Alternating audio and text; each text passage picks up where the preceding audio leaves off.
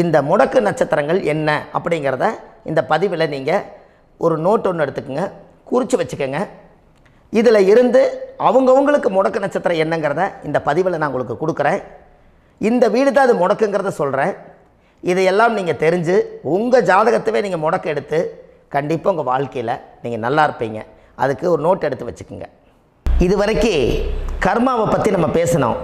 உங்கள் ஜாதகத்தில் சூரியன் என்ற நட்சத்திரத்துக்கு தான் முடக்குன்னு சொன்னீங்களே, எந்த வீடுங்கிற ரகசியத்தை இன்றைக்கி நம்ம எல்லோரும் தெரிஞ்சுக்கலாமா? இத்தனை காலமாக நீங்கள் தெரிஞ்சுக்காத ஒரு ரகசியத்தை இன்றைக்கி உங்கள் ஜாதக கட்டத்தில் நீங்களே முடக்க கண்டுபிடிச்சி அதுக்குண்டான பலனை தேட போகிறீங்க. அந்த தேடல் தான் உங்களை கொண்டு போய் உட்கார வைக்க போகுது. ஒரு உதாரணம், உங்கள் ஜாதகத்தில் பாதசாரம் இருக்குது அல்லவா? அந்த பாதசாரத்தில் சூரியன் என்ற நட்சத்திரம், சூரியன் நின்ற நட்சத்திரம் பாதசாரத்தில் கரெக்டாக எடுங்க. அந்த சூரியன் என்ற நட்சத்திரம் ஒரு அசுவனி நட்சத்திரமாக இருந்துட்டால் உங்கள் வாழ்க்கையில் பிறக்கும்போது தாயுடைய கர்ப்பத்தில் இருந்து கருவறைக்குள்ளே 10 மாதம் சுமந்து இந்த உலகத்துக்கு நீங்கள் வெளியில் வரும்போது கரெக்டான டயத்துக்கு அசுவனி நட்சத்திரம் எத்தனாம் பாதமானாலும் இருந்துட்டு போட்டோம். அசுவனி 1ஆம் பாதமாக இருக்கட்டும், 2ஆம் பாதமாக இருக்கட்டும், 3ஆம் பாதமாக இருக்கட்டும், 4ஆம் பாதமாக இருக்கட்டும். ஆனால் அசுவனி நட்சத்திரத்தில் மட்டும் சூரியன் என்ற நட்சத்திரம் இருந்து விட்டால் எந்த வீடு உங்களுக்கு முடக்குன்னு தெரியுமா? சிம்மம் தான் முடக்கு. புரியுதுங்களா ஐயா? சிம்மம் தான் முடக்கு. அப்போ இந்த சிம்மத்தில் எந்தெந்த கிரகமெல்லாம் உட்கார்ந்துருக்குதோ அந்த வீடெல்லாமே, அந்த வீட்டுக்குள்ளே அந்த கிரகம் எல்லாமே முடங்கிடும். இதுதாங்க ஐயா ரகசியம். இந்த சிம்மத்துக்குள்ளே இப்போ ஒரு உதாரணத்துக்கு சூரியனே வந்து சிம்ம லக்னம், சூரியனோட வீடு. அந்த வீட்டுக்குள்ளே குரு முடங்கிட்டாருன்னு வச்சுக்கோங்களேன்.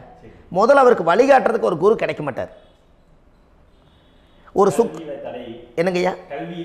குருன்னா மூளை அல்ல, அந்த ஞானம் இருக்கணும் இல்லைங்களா?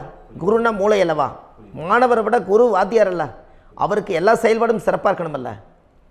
அப்போது அதில் சூரியன் முடக்காயிருச்சு, சந்திரன் முடக்காயிட்டா அம்மாவை முடக்கிடுவீங்க. செவ்வாய் முடங்கிருச்சுன்னா நம்மளுடைய கூட பிறந்த சகோதர சகோதரியை முடக்கிடுவீங்க. அதில் புதன் போய் சிம்மத்தில் இருந்துருச்சுன்னா நம்மளோட தாய் மாமனை நீங்களே முடக்கி வச்சுட்டீங்க. அது குரு முடக்கிட்டா உங்களுக்கு பிறக்கிற குழந்தை முடங்கிடும். சுக்கிரன் முடங்கிருச்சுன்னா உங்களுக்கு அமையக்கூடிய ஆணாக இருந்தால் மனைவி, பெண்ணாக இருந்தால் மூத்த சகோதரி அத்தை, அதே வந்து சனியாக இருந்தால் சித்தப்பாவை நீங்கள் முடக்கிட்டீங்க. உங்கள் தொழிலை நீங்களே முடக்கி வச்சுட்டீங்க. ராகுன்னா பாட்டன், கேதுன்னா பாட்டி. இவங்களை எல்லாம் உங்கள் சிம்ம ராசியில் எந்த அந்த சூரியன் என்ற நட்சத்திரத்துக்கு அந்த சிம்மத்தில் எந்த கிரகம் உங்களோட போன பிறவியில் நீங்கள் வாங்கி வந்த கர்மாக்கு இப்போ லாக் ஆகுதோ அந்த பாவகத்தினுடைய உறவும் துண்டிக்கப்படும். அந்த பாவத்தினாலே நம்மளுக்கு பிரயோஜனம் இல்லை. அதுக்கு நீங்கள் தான் அந்த கர்மாவை வச்சுருக்கீங்க. இதே பரிகாரத்தை இந்த சிம்மம் தான் முடக்குன்ட்டீங்க. அந்த முடக்குக்குரிய பரிகாரம் சரியான கோவில் ஸ்தலம் உங்களுக்கு கிடச்சி நீங்கள் அந்த கோவில் போயிட்டு வந்துட்டா அந்த கிரகம் எல்லாமே ரிலீஸ் ஆயிரும். அந்த உறவுகள் எல்லாம் நல்லா இருப்பாங்க. உங்களால் நீங்கள் தான் பிடிச்சி வச்சுருந்தீங்க அந்த கர்மாவை, அது அன்னையோட நிவர்த்தி ஆயிரும். அதுக்கப்புறம் உங்கள் வாழ்க்கையில் அந்த சிம்மம் வந்து உங்களுக்கு எதெல்லாம் செயல்படாமல் இருக்குதோ அதெல்லாமே உங்களுக்கு செயல்பட ஆரம்பிச்சிடும். இப்போ ஏன் சூரியன் என்ற நட்சத்திரத்துக்கு சிம்மம் முடக்குன்னு இப்போ எடுத்தீங்கன்னு இப்போ புரியுதுங்களா ஐயா? இதுதான் உயிர் கருவில் இருந்து உருவாகும் போது அந்த காலத்தில் ராஜாக்கள், மன்னர்கள், சித்தர்கள், யோகிகள் இவங்கெல்லாம் வாழ்ந்த காலத்திலேயே அந்த பிம்ப ஒளியாக சூரியனுடைய மையப்புள்ளியை வச்சு தான் சூரிய உதயத்தை கண்டுபிடிச்சி சூரிய அஸ்தமனத்தை எடுத்திருக்காங்க. அப்போ சூரியனுக்குள்ளே தான் அந்த ரகசியம் புதைஞ்சிருக்கும் போது தான் அதை அப்பான்னு ஒரு உறவை கொடுத்தாங்க. அதனால தான் அந்த உயிர் கருவை தன்னுடைய கற்பத்துக்குள்ளே போய் வச்சு அந்த அசுவனி நட்சத்திரக்காரர்களுக்கு இப்போ ஒன்றும் வேண்டாங்க, சூரியன் என்ற நட்சத்திரமே அஸ்வனின்னு வச்சுக்கோங்க. அந்த அஸ்வனி நட்சத்திரக்காரே உங்களுக்கு ஃப்ரெண்ட் ஆகிட்டார், நல்ல நட்பாக வந்துட்டார், வாழ்க்கையில் ஒரு மனைவியாக வந்துட்டாங்க, இல்லாட்டி கணவனாக வந்துட்டாங்கன்னு வைங்க. என்னங்க ஐயா? முடிஞ்சது, அவ்வளோதாங்க. கர்மாவே வீட்டுக்குள்ளே கொண்டு வந்துட்டீங்களேன்னு அதே உள்ளே வந்துருச்சலங்கன்னு. அப்போ போன பிறவியில் செஞ்ச கர்மா இங்கே வந்துருச்சலங்கன்னு.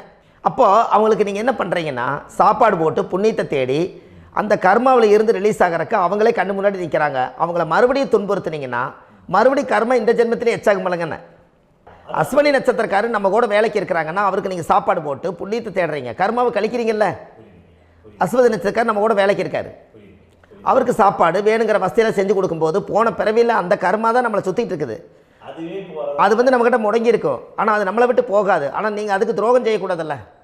அப்போ அந்த அஸ்வனி நட்சத்திரக்காருக்கு தான் உங்கள் வாழ்க்கையில் அந்த சூரியன் என்ற நட்சத்திரம் அஸ்வினியாக இருந்தால் சிம்மம் முடக்க இருக்கிறனால, சிம்மங்கிறது அரசாங்கம் அல்லங்க ஐயா, சூரியன் அல்லவா, சூரியன் அரசு பதவி அல்ல, பெரிய மனுஷன், மடிப்பு கலையாத துணி.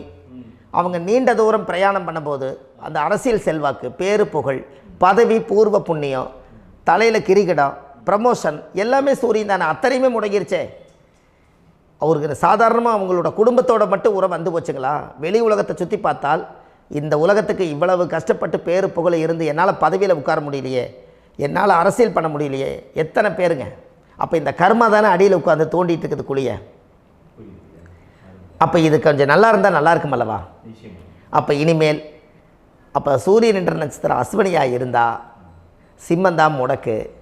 அந்த முடக்கை கண்டுபிடிச்சி அதுக்குரிய பரிகாரங்களை தேடி நீங்கள் வாழ்க்கையில் வெற்றியாகுங்க.